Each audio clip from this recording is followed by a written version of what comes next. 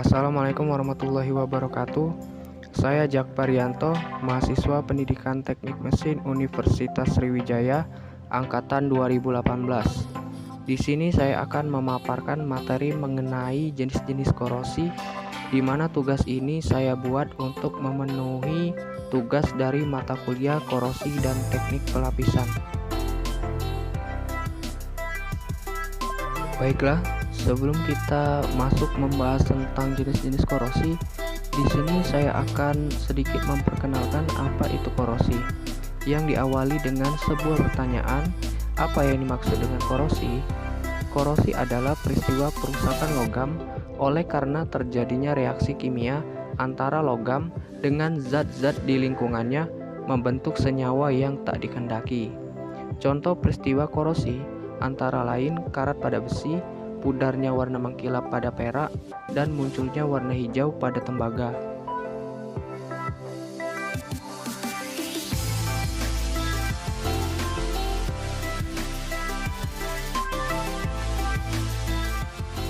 Setelah saya memaparkan apa itu yang dimaksud dengan korosi, di sini juga saya akan memaparkan apa saja jenis-jenis dari korosi tersebut beserta cara pencegahannya.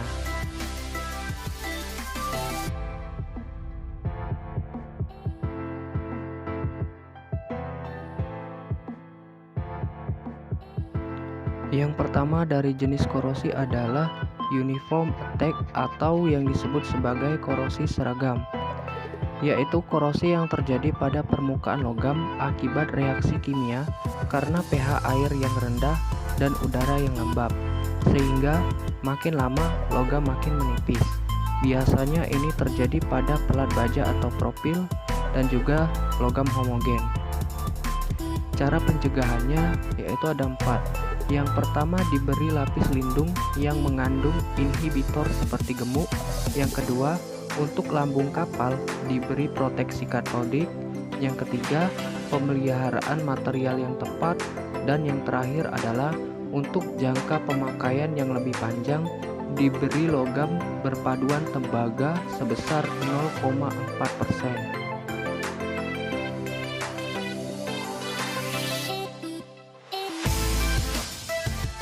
Yang kedua ada pitting corrosion atau sering disebut sebagai korosi sumur, yaitu korosi yang disebabkan karena komposisi logam yang tidak homogen, di mana pada daerah batas timbul korosi yang berbentuk sumur. Korosi jenis ini dapat dicegah dengan cara yang pertama, pilih bahan yang homogen, yang kedua, diberikan inhibitor, dan yang ketiga, diberikan coating dari zat agresif.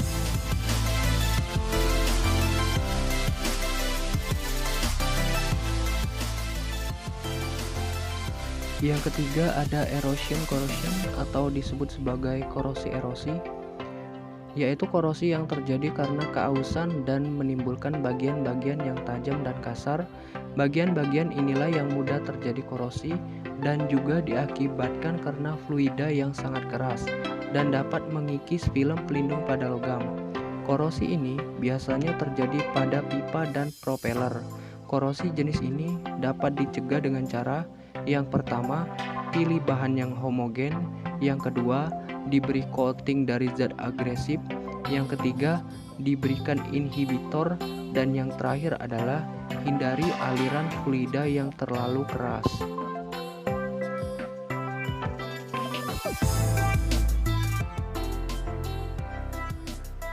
Selanjutnya ada galvanic corrosion atau yang sering disebut sebagai korosi galvanis, yaitu korosi yang terjadi karena adanya dua logam yang berbeda dalam satu elektrolit sehingga logam yang lebih anodik akan terkorosi.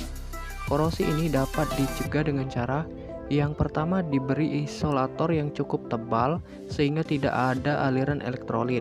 Yang kedua, pasang proteksi katodik, dan yang ketiga adalah penambahan anti korosi inhibitor pada cairan.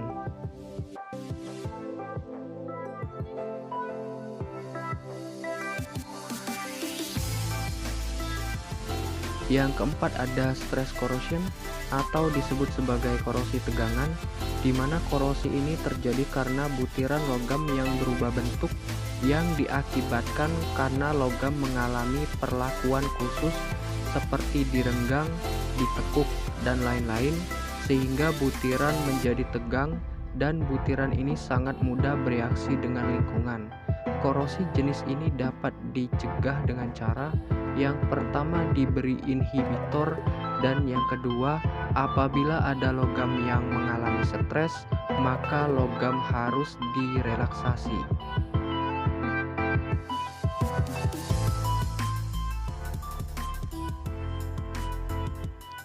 Yang kelima ada korosi celah, yaitu korosi yang terjadi pada logam yang berdempetan dengan logam lain.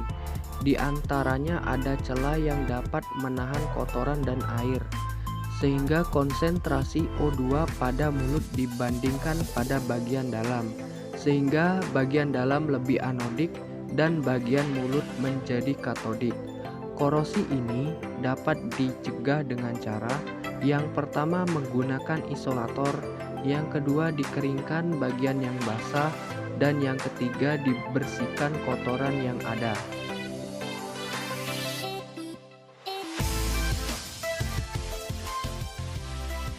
Selanjutnya ada korosi mikrobiologi, yaitu korosi yang terjadi karena mikroba, mikroorganisme yang mempengaruhi korosi antara lain bakteri, jamur, alga, dan protozoa.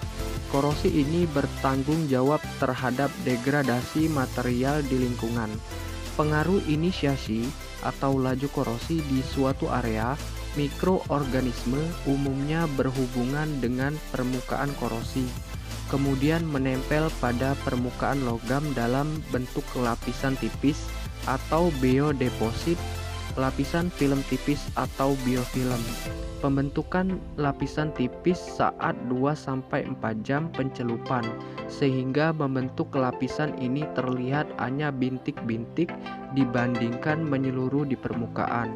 Korosi jenis ini dapat dicegah dengan cara yang pertama, memilih logam yang tepat untuk suatu lingkungan dengan kondisi-kondisinya. Yang kedua, memberi lapisan pelindung agar lapisan logam terlindung dari lingkungannya. Yang ketiga, memperbaiki lingkungan supaya tidak korosif. Yang keempat, perlindungan secara elektrokimia dengan anoda karbon atau arus tandingan. Dan yang terakhir adalah memperbaiki konstruksi agar tidak menyimpan air lumut dan zat korosif lainnya.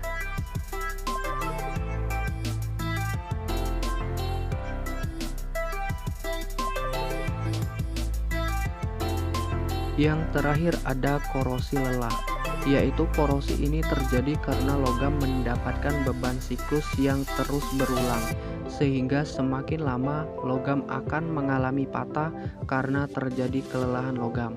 Korosi ini biasanya terjadi pada turbin uap pengeboran minyak dan propeller kapal.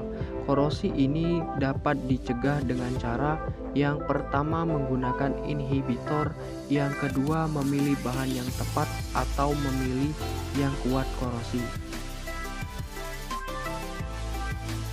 Baiklah, itu tadi materi mengenai jenis-jenis korosi. Saya ucapkan banyak terima kasih. Wassalamualaikum warahmatullahi wabarakatuh.